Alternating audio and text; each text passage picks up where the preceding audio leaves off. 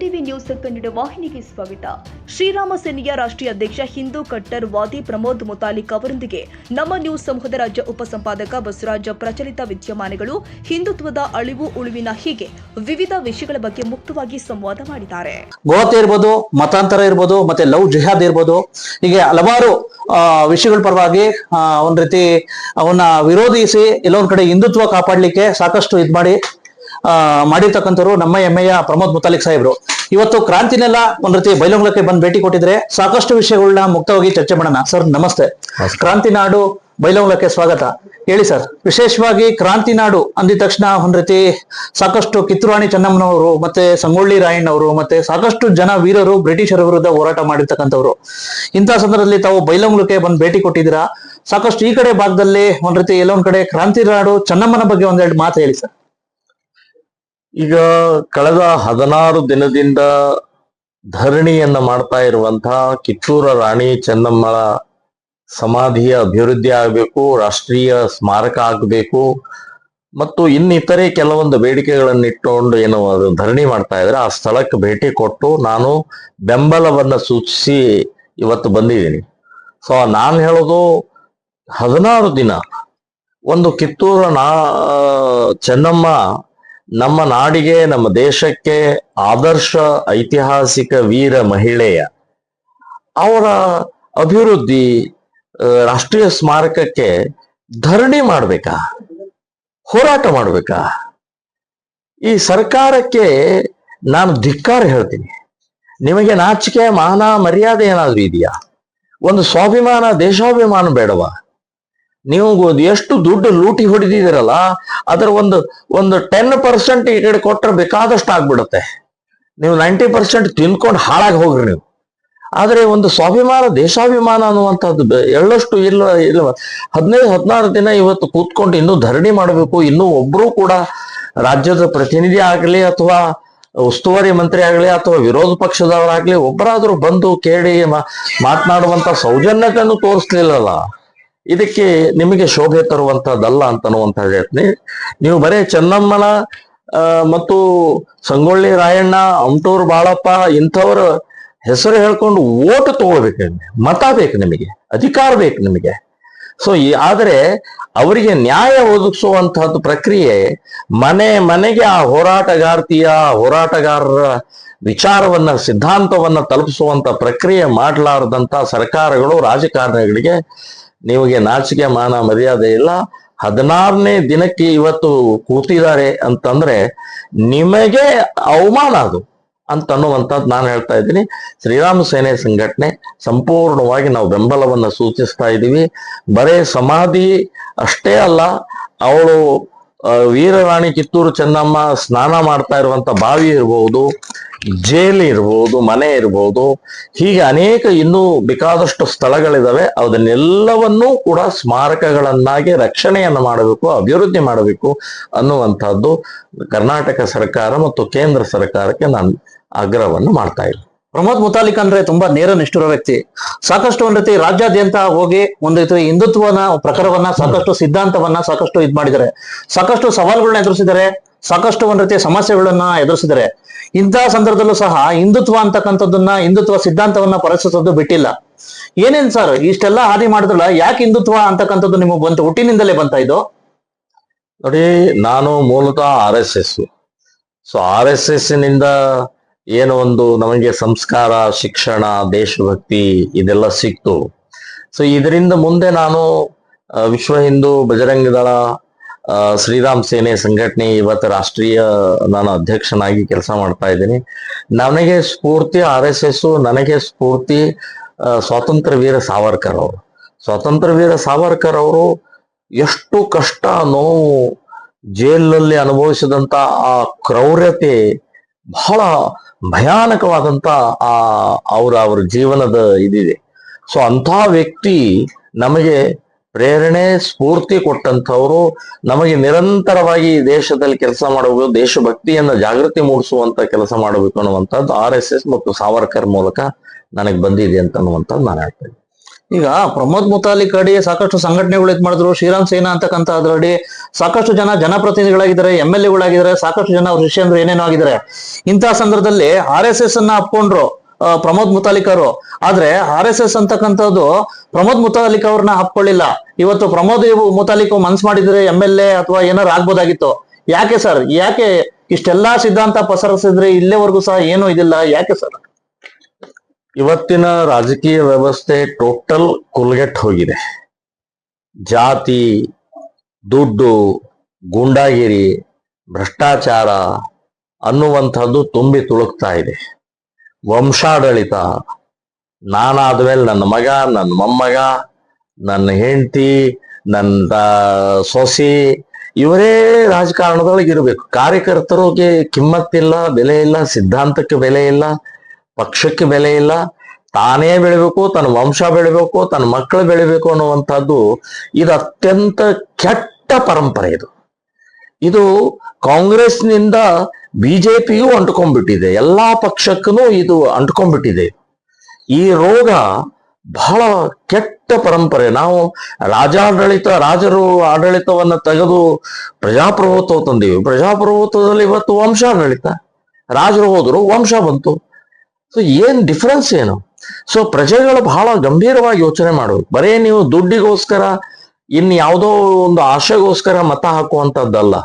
ಈ ಆಡಳಿತಗಾರರನ್ನ ಸಂಪೂರ್ಣ ನಿರ್ವಂಶ ಮಾಡಬೇಕು, ಅವ್ರ ಕಿತ್ತು ಬಿಸಾಕ್ಬೇಕು ಅವ್ರನ್ನ. ಅವಾಗ ನಿಜವಾದ ಪ್ರಜಾಪ್ರಭುತ್ವ ಅನ್ನೋಂಥದ್ದು ಇರುತ್ತೆ. ಇಲ್ಲಾಂದ್ರೆ ಅವರೇ ಅವರೇ ಅವರೇ ಅವರೇ ಅಂತಂದ್ರೆ ಏನ್ ಇದಕ್ಕೇನಾದ್ರೂ ಬೆಲೆ ಇದೆಯಾ? ಪ್ರಜಾಪ್ರಭುತ್ವಕ್ಕೆ ಅರ್ಥನೇ ಇಲ್ಲ. ಹಾಗಾಗಿ ನಾನು ಪ್ರಯತ್ನವನ್ನ ಮಾಡಿದೆ. ನನಗೆ ಇವತ್ತಿನ ದಿನದಲ್ಲಿ ಅಧಿಕಾರ ಇಲ್ಲದೆ ಹೋರಾಟ ಅರ್ಧ ಆಗತ್ತೆ, ಅಂದ್ರೆ ನಾವು ಕಂಪ್ಲೀಟ್ ಮಾಡಕ್ಕಾಗಲ್ಲ. ಆದ್ರೆ ಇವತ್ತು ಅಧಿಕಾರಕ್ಕೋಸ್ಕರ ನಾನು MLA MP ಗೋಸ್ಕರ ಪ್ರಯತ್ನವನ್ನು ಮಾಡಿ ವಿಫಲ ಆದೆ ನಾನು.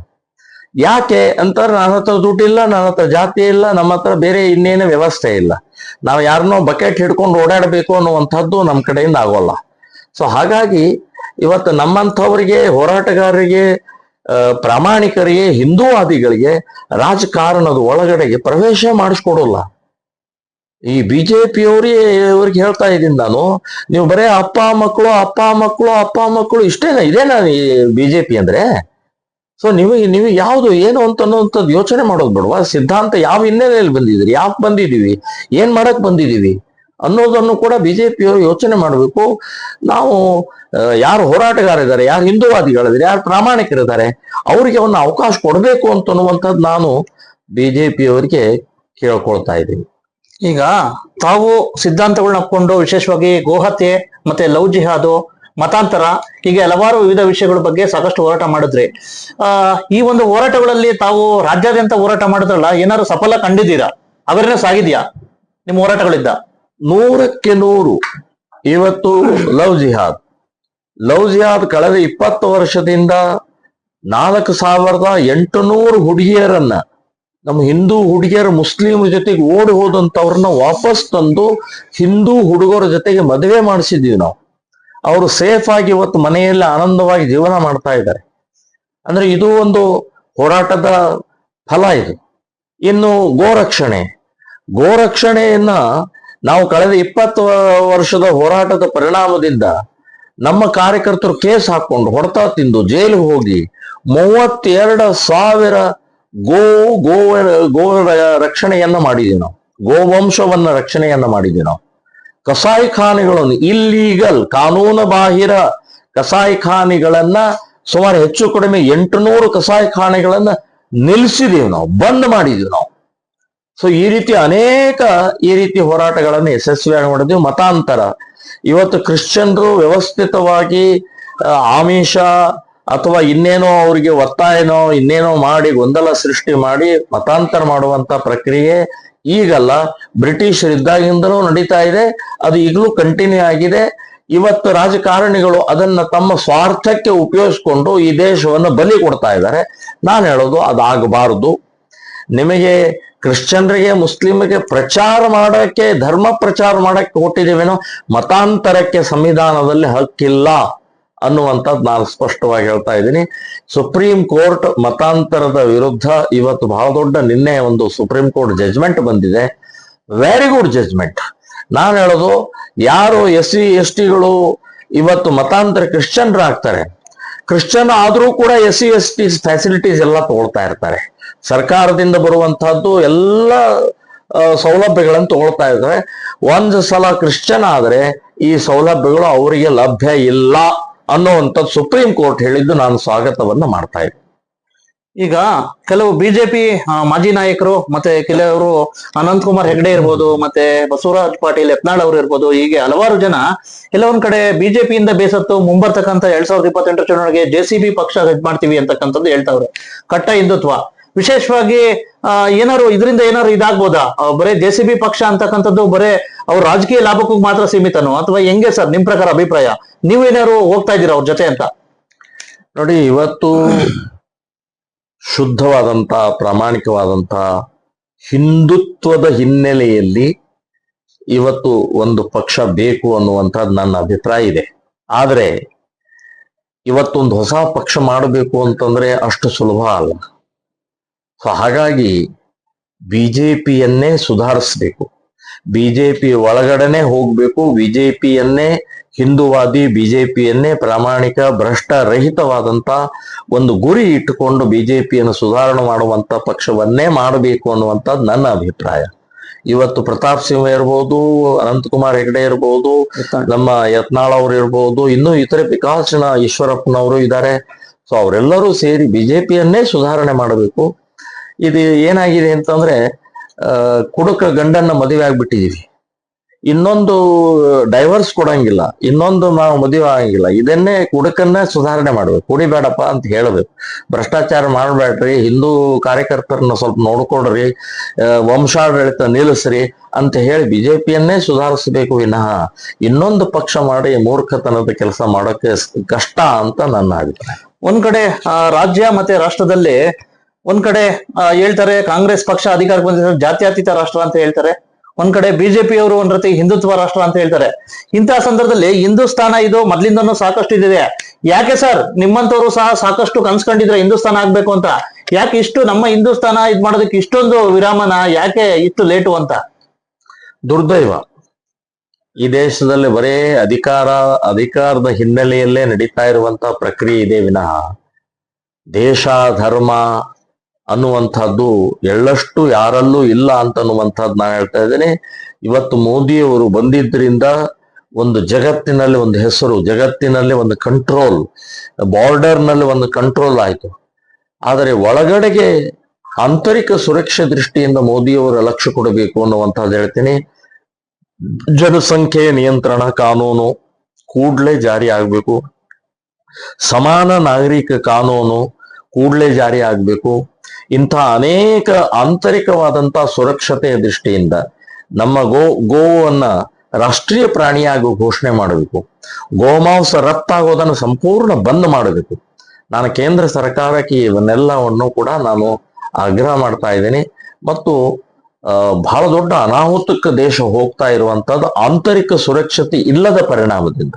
ಬಾಂಗ್ಲಾದೇಶಿಯ ಮುಸ್ಲಿಮರು ಶತ್ರುಗಳು ಒಳಗಡೆ ಬಂದಿದ್ದಾರೆ, ರೋಹಿಂಗ್ಯಾ ಮುಸ್ಲಿಮರು ಶತ್ರುಗಳು ಒಳಗಡೆ ಬಂದಿದ್ದಾರೆ, ಪಾಕಿಸ್ತಾನಿಗಳಿದ್ದಾರೆ, ಅಫ್ಘಾನಿಸ್ತಾನಿಗಳಿದ್ದಾರೆ.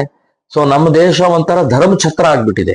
ಯಾರು ಬೇಕಾದವ್ರು ಬರ್ಬೋದು, ಯಾರು ಬೇಕಾದವ್ರಿಗೆ voter card, ID card, ration card, ಮನೆ ಬಾಡಿಗೆ ಏನ್ ಬೇಕಾದ್ರೆ ಸಿಗತ್ತೆ ದುಡ್ಡು ಕೊಟ್ರೆ.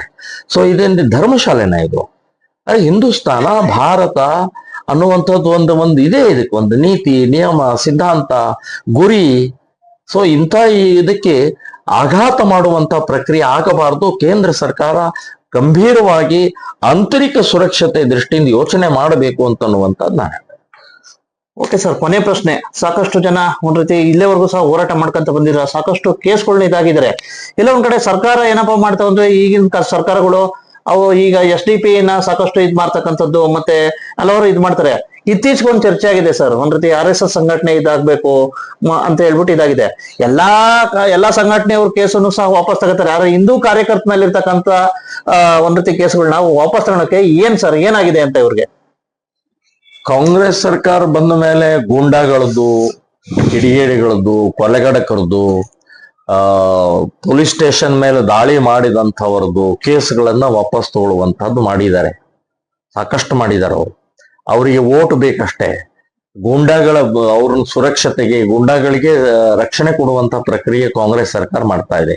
ಇನ್ನು ಬಿಜೆಪಿ ಸರ್ಕಾರ ಬಂದಾಗೂ ಕೂಡ ಹಿಂದೂ ಕಾರ್ಯಕರ್ತರ ಮೇಲೆ ಇರುವಂತ ಸುಳ್ಳು ಕೇಸು, ಈಗ ನನ್ನ ಮೇಲೆ 121 ಕೇಸು ಎಲ್ಲ ಸುಳ್ಳು ಕೇಸನೆ. ಏನ್ ಪ್ರಚೋದನೆ ಅಂದ್ರೆ, ನಾವು ಗೋ ಹತ್ಯಾ ನಿಷೇಧದ ಸಂಬಂಧಪಟ್ಟಾಗ ಮಾತನಾಡಬಾರ್ದಾ? ನಮ್ಮ ಹಿಂದೂ ಹುಡುಗಿ ಮುಸ್ಲಿಮರ ಜೊತೆಗೆ ಓಡಿ ಹೋಗಿ ಬುರ್ಕಾ ಹಾಕೊಳ್ತಾರೆ, ಗೋಮಾಂಸ ತಿನ್ನಿಸ್ತಾರೆ, ಅದನ್ನು ತಡೆಯುವಂತ ಪ್ರಕ್ರಿಯೆ ಮಾಡಿದರೆ ಇದು ಪ್ರಚೋದನೆನಾ? ಮತಾಂತರ, ಮೋಸದಿಂದ ಮತಾಂತರ ಮಾಡ್ತಾರೆ, ಅದನ್ನು ತಡೆಯುವಂತ ಹೋದ್ರೆ ಇದು ಪ್ರಚೋದನೆನಾ? ಸೊ ದೇಶ ಉಳಿಸೋಗೋಸ್ಕರ ನಮ್ಮ ಛತ್ರಪತಿ ಶಿವಾಜಿ ಮಹಾರಾಜರ ಮೆರವಣಿಗೆ ಮೇಲೆ ಕಲ್ಲು ಚಪ್ಪಲಿ ಎಸೆಯುತ್ತಾರೆ, ಅದರ ವಿರುದ್ಧ ಮಾತಾಡಿದರೆ ಇದು ಪ್ರಚೋದನೆನಾ? ನಮ್ಮ ಗಣೇಶೋತ್ಸವದ ಮೇಲೆ, ಗಣಪತಿಯ ಮೇಲೆ ಕಲ್ಲು ಚಪ್ಪಲಿ ಪೆಟ್ರೋಲ್ ಬಾಂಬ್ಗಳನ್ನು ಎಸೆಯುತ್ತಾರೆ, ಅದರ ವಿರುದ್ಧ ಮಾತನಾಡಿದರೆ, ಪ್ರತಿಭಟನೆ ಮಾಡಿ ಇದು ಪ್ರಚೋದನೆನಾ? ಈ ಕಾಂಗ್ರೆಸ್ ಸರ್ಕಾರ ನಾಚಿಕೆ, ಮಾನ, ಮರ್ಯಾದೆ, ರಾಜಕಾರಣಿಗಳು ಏನಾದ್ರು ಇದೆಯಾ ನಿಮಗೆ? ಯಾವುದು ಪ್ರಚೋದನೆ? ಅವ್ರು ಕಲ್ಲು ಎಸೆದವ್ರು ಪ್ರಚೋದನೆ, ಚಪ್ಪಲಿ ಎಸೆದವ್ರು ಪ್ರಚೋದನೆ, ಗೋಹತ್ಯೆ ಮಾಡುವಂತವ್ರು ಪ್ರಚೋದನೆ ಮಾಡ್ತಾ ಇದ್ದಾರೆ, ನಮ್ಮ ಹಿಂದೂ ಹುಡುಗಿಯರು ಹಾರಿಸ್ಕೊಂಡು ಹೋಗುವಂತವ್ರು ಪ್ರಚೋದನೆ ಮಾಡ್ತಾ ಇದ್ದಾರೆ. ಅವರನ್ನ ತಡೆಯೋದು ಬಿಟ್ಟು ದೇಶಭಕ್ತರನ್ನ ತಡೀತೀರಿ, ಹಿಂದುತ್ವವನ್ನು ಉಳಿಸುವಂತವ್ರು ತಡೀತೀರಿ, ಹಿಂದೂ ಹುಡುಗಿಯರನ್ನ ರಕ್ಷಣೆ ಮಾಡುವಂತವ್ರು ತಡೀತೀರಿ. ಸೊ ಇದು ಶೋಭೆ ತರುವಂತದ್ದಲ್ಲ. ಇದರ ವಿರುದ್ಧ ಬಹಳ ದೊಡ್ಡ ಪ್ರಮಾಣದಲ್ಲಿ ಹೋರಾಟವನ್ನು ಮಾಡ್ತಾ ಇದೀವಿ. ಜಾಗೃತಿ ಆಗಿದೆ. ಮುಂದಿನ ದಿನಗಳಲ್ಲಿ ಹಿಂದುತ್ವದೇ ಜಯ, ಹಿಂದುತ್ವದ ಪತಾಕೆನೇ ಹಾರೋದು ಅಂತನ್ನುವಂಥದ್ದು ನಾನು ನಿಶ್ಚಿತವಾಗಿ ಹೇಳ್ತೇನೆ. ಇವಿಷ್ಟು ಒಟ್ಟಶಕ್ರೆ ಗೊತ್ತಾಯ್ತಲ್ಲ ಮಾನ್ಯ ಗೌರವಾನ್ವಿತ ಹಿಂದುತ್ವದ ಕಟ್ಟರ್ವಾದಿಗಳು ಆಗಿರ್ತಕ್ಕಂಥ ಶ್ರೀ ಪ್ರಮೋದ್ ಮುತಾಲಿಕ್ ಸಾಹೇಬ್ರ ಅಭಿಪ್ರಾಯ. ನಮಸ್ಕಾರ. Thank you Basavaraj.